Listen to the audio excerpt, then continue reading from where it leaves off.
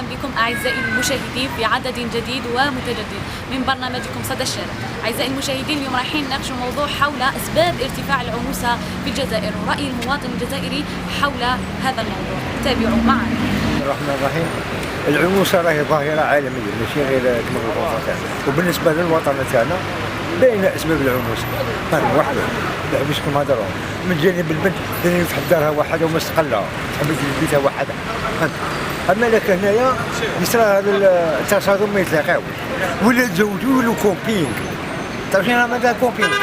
ما يتعرف غير تيتولد ذاك العش.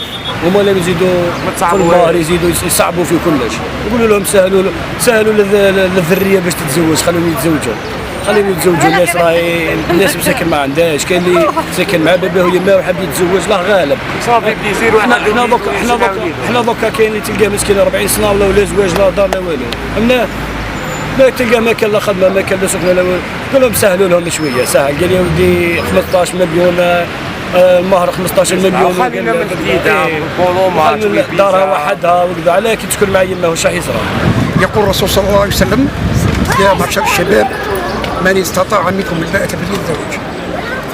هذه يسمى حديث يحث فيه الرسول صلى الله عليه وسلم الشباب على الزواج. فالإنسان عندما يتزوج يبعد على مشاكل، يعني مشاكل عويصة تخسر له حياته وتخسر له المستقبل تاعو. أما من بين أسباب العنوسة على الزواج، أولا من بينها غلاء المهور.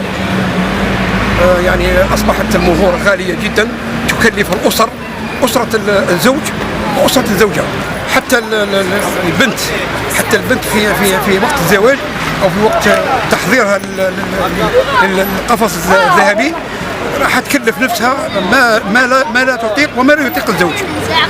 إلى هنا أعزائي المشاهدين نصل إلى ختام حلقتنا لنهار اليوم، نلتقي في عدد جديد. سلام.